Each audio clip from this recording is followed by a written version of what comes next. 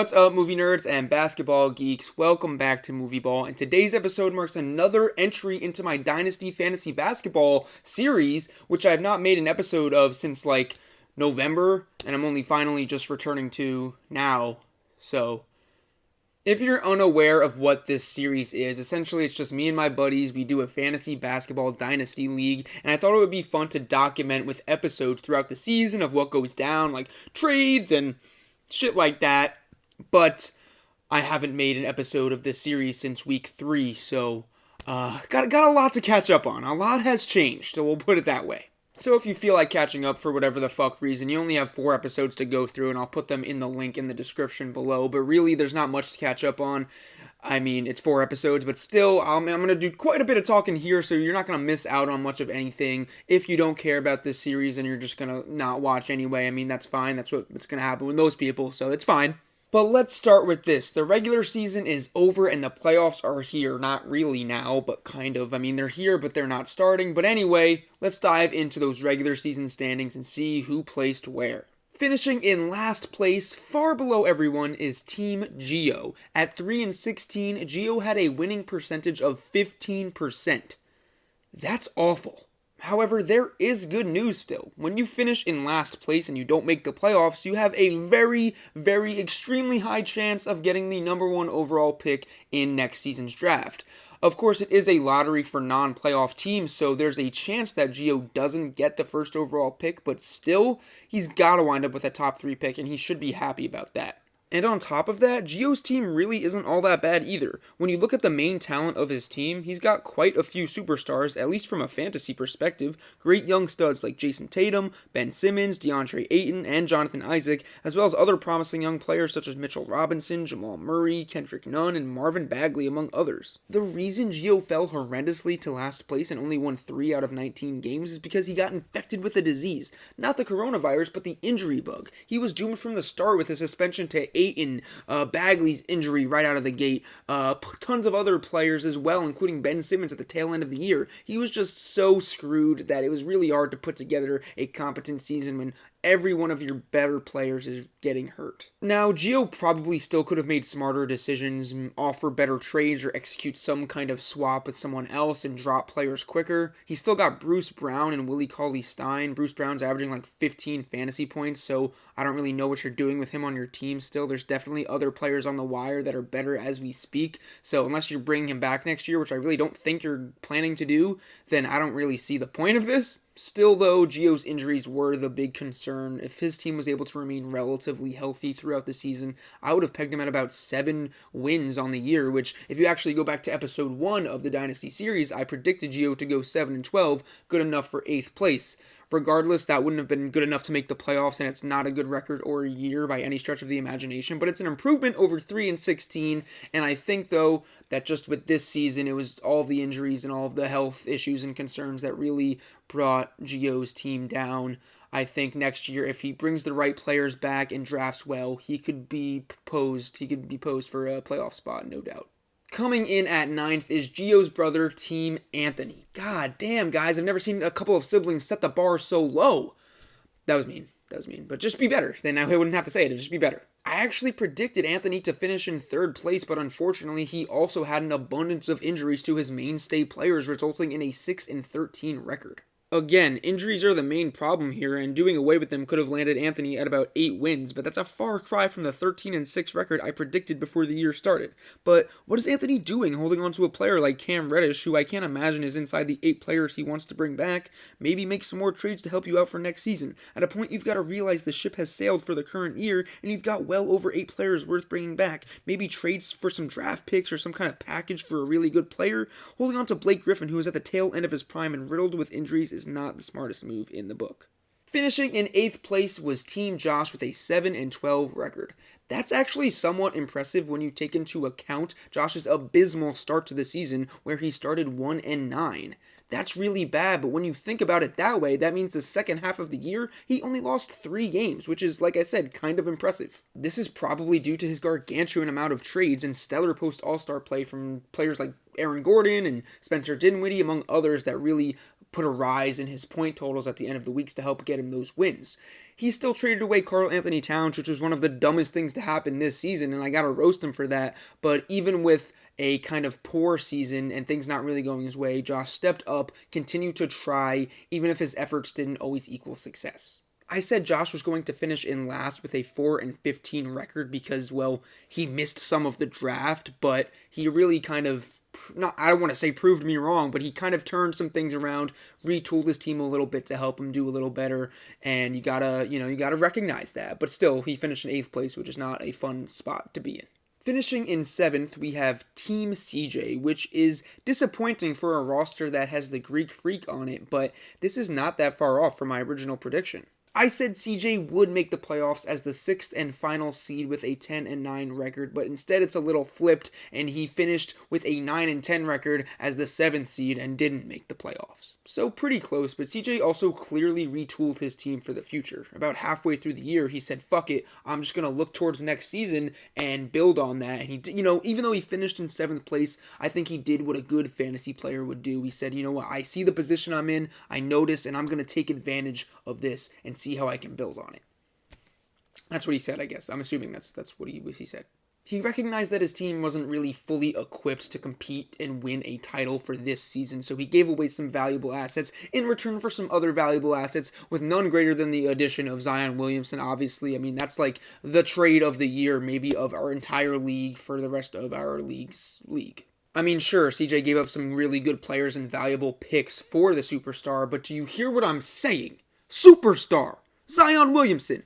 He's a fucking rookie averaging 24 points and 7 rebounds, and now CJ has him for the rest of his life. Still, CJ could have and probably should have made the playoffs and at least tried a little harder at the end of the season, because what do you have to lose at this point? He stops really setting his lineup and seeming to care because he wasn't all in on the fantasy season, and I understand it kind of, but you should really just be attempting to secure that final spot, because what do you have to lose? You never know what's going to happen in fantasy. You never know what could happen in a 1-week matchup. Maybe you actually do wind up going all the way. You never know what's going to happen in the demented world of fantasy. Someone's team could just be full of injuries for that week. They could play awful for a week and you could advance. So you really have nothing to lose. And now Cam has not only his pick next year, but his playoff spot. So he kind of lost that playoff spot for nothing. So finishing in 6th place was none other than Team Cameron. Cameron had a very strange debut Dynasty season, to say the least. It was a bit of a roller coaster ride. What was started off with a very good draft, in my opinion. It was kind of a draft aimed at next season or the future, but it was still a very good draft nonetheless. It was full of kind of injury-plagued players and hurt players that I just didn't really see his season granting him the time to get these players back and make any noise to make the playoffs or anything like that down the stretch, because I didn't think there was going to be enough time. So I had no choice but to predict him to finish 6-13 in 9th place. Rightfully, Cam trolled me, titling his team 9th best team, and used that as motivation to do better. However, not even a week into the season, Cam opted out of his contract and decided he would not be returning next season. This prompted league uproar and even caused Cam to drop players like John Wall and Kevin Durant, and then the league went even some more into shambles, and everyone was going crazy for a couple of weeks, causing everything to be hectic. But then Cam decided to come back and say, you know what, I revoked that, I'm coming back next season, baby, I'm a Dynasty player. And it's a fantastic move, because there's just not a lot of fantasy talents like Cam. He's a great player. But it made for a confusing first season for his team, from not knowing if he wanted to compete on the year, build, or straight up even return for next season. Cam was kind of doing a little bit of everything, and it ultimately was just a roller coaster ride, which saw Cam stockpiling assets and building towards something for the future while still making the playoffs. It was a close race, and maybe some think he didn't really deserve that final playoff spot for his kind of unclear objective on the campaign. And he did give away Zion, which still, he did get some good players like Bradley Beal and Montrezl Harrell out of it, as well as some valuable first-round draft picks for the foreseeable future, but Zion's a generational player. When you get someone like that, I don't think you should ever give them away. I'm never going to give away Luka. Fuck no. I don't care what you throw at me. Luka, I have for the next 10, 15 years.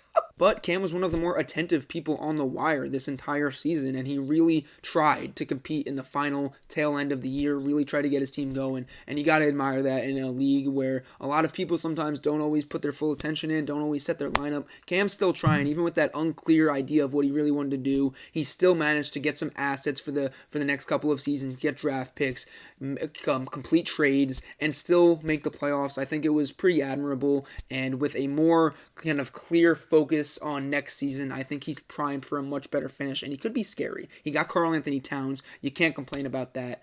I think that Cam had a weird season, but he will be much better next year.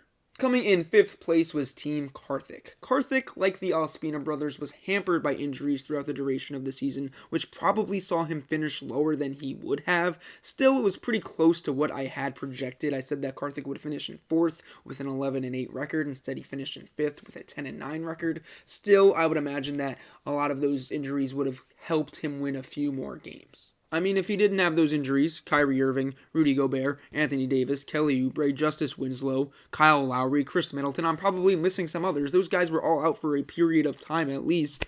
You could imagine that he might be a top 3 seed, perhaps. But on the flip side of that, Karthik really didn't do much of anything to improve his roster. He has a total of 8 moves on the season, not one trade, and still has Justice Winslow, who played in maybe 10 games this season. I understand he's got some potential, but he's one of the league's most injured players, and his role in the Grizzlies is not promised to be stellar fantasy-wise. I just feel like maybe Karthik could have done a better job managing his team or something, because I understand that half of your team is in the morgue and there's nothing you can do when these injuries happen. You just got to play and hope that they get healthy, because your team would be good if people were playing, obviously, and getting you points. But I just think that at some point you've got to recognize the situation you're in and kind of try to do something, whether that's make a trade, drop someone, step in, pick some people up. I just think that would have helped a little bit. He still made the playoffs, and if his team's healthy now with all this shit that's going on, maybe he's got a better chance to get everyone healthy and ready to play if things are still happening.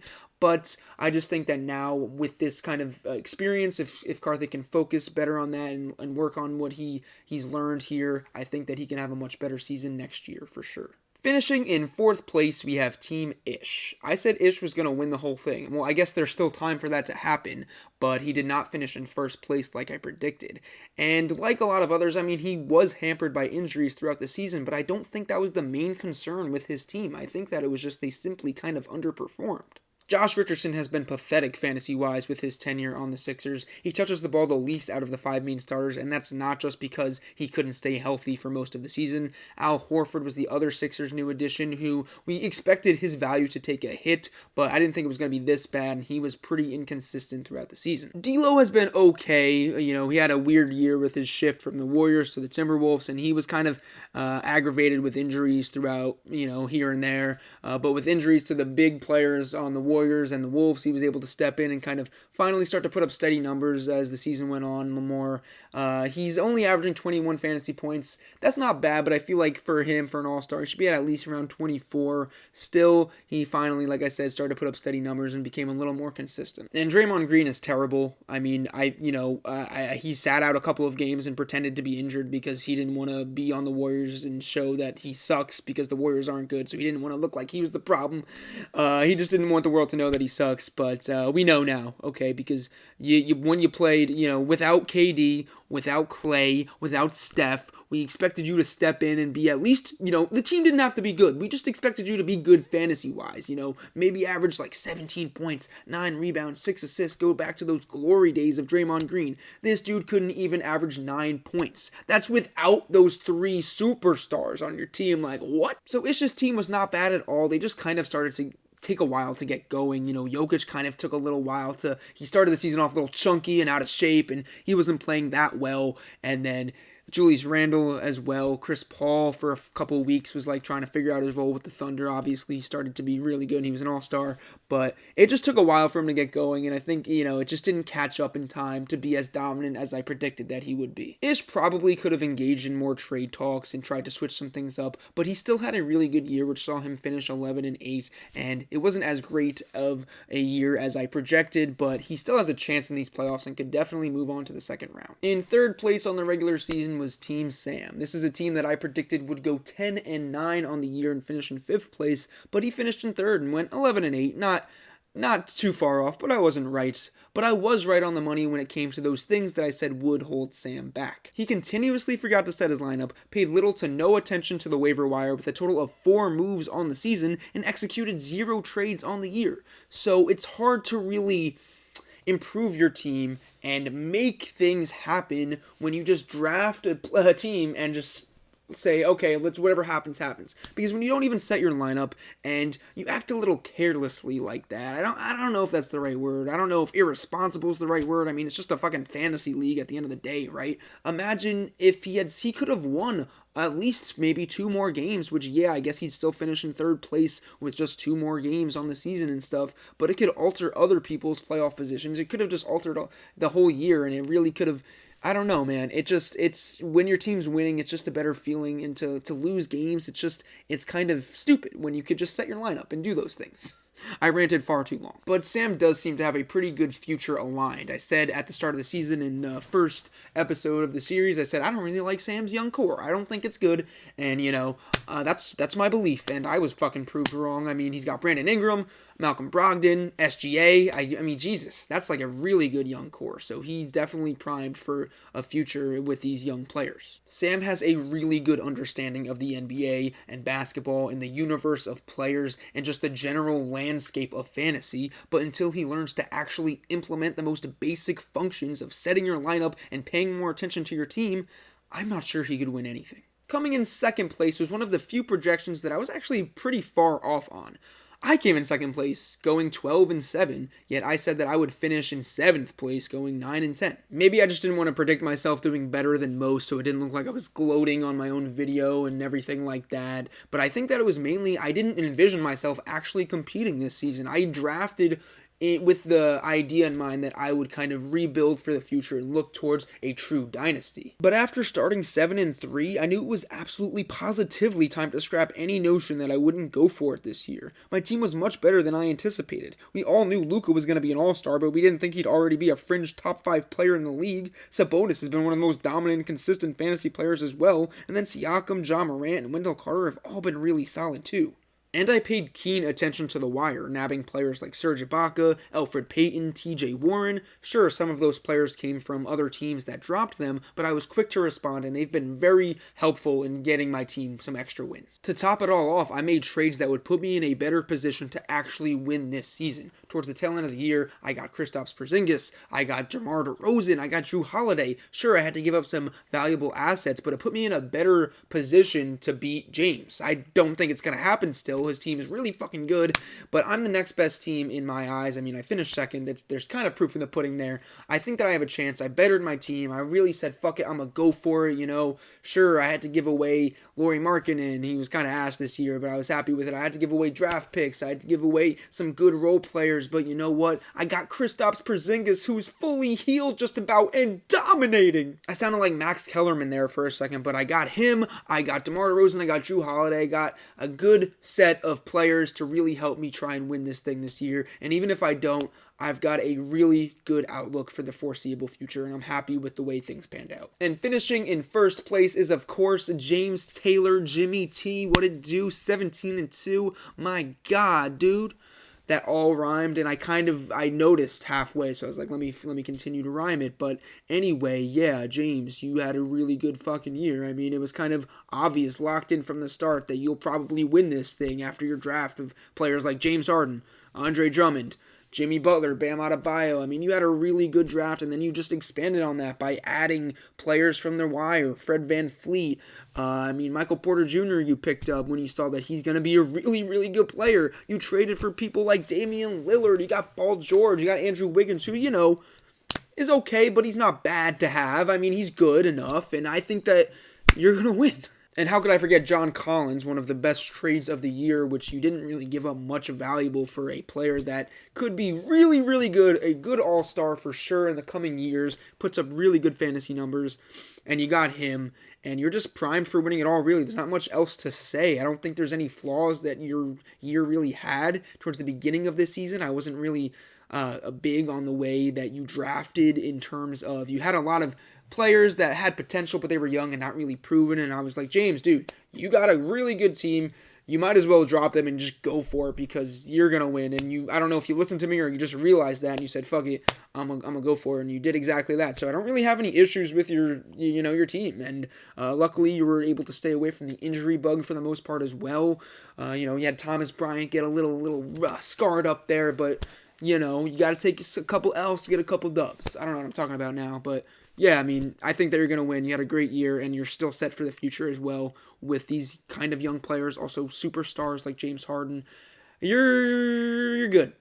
So the question remains, will any of this really even matter in the long run? Did we just do this whole fantasy year for nothing to happen, for nobody to win, for nothing? And, I don't know, obviously. Of course I don't know. The whole NBA season, as everyone knows, came to a halt rightfully, but it's just crazy. In the NBA world, we've had lockouts and stuff, but this is nuts. I mean, are they going to continue the season, or are they going to go straight into the playoffs? Because if they do that, there's no way we can do the fantasy season. Then we gotta chalk it off as, hey, we gotta move on. But even if they don't go straight into the playoffs and do a lessened, shortened schedule of the regular season, that's still probably not enough because we have to get through 3 weeks of playoffs, and it's very awkward, and I'm not sure how it's all going to pan out. My proposal to the league members and what we would do with the fantasy season if it is over and we can't really deem a winner and we can't move on is that everyone that made the playoffs would get some kind of payout for making the playoffs. Obviously, we made it to the playoffs, so whoever didn't make the playoffs and isn't in the postseason would not get any money because we finished the regular season and you didn't make the playoffs, so you weren't going to get that money anyway.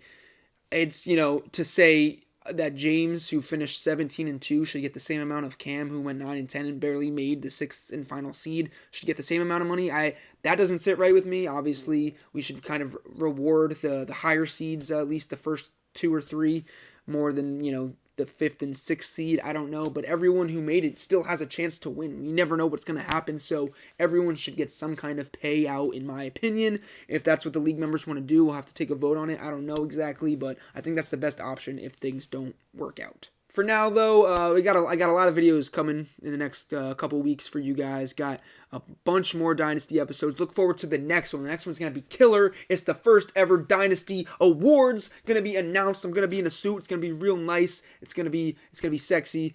You're not going to get turned on or anything, but it's going to be sexy. It's going to be cool. It's going to be fun for sure. Got a movie review coming out. Got just shit. More Dynasty episodes. We'll talk about the playoff matchups. We'll talk about shit. It's just gonna, it's...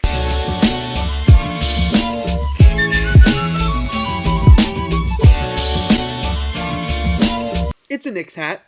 You didn't know. Maybe you could tell. Maybe not, but it's a Knicks hat. I'm not gonna take my hat off, though, because it's really bad hat hair.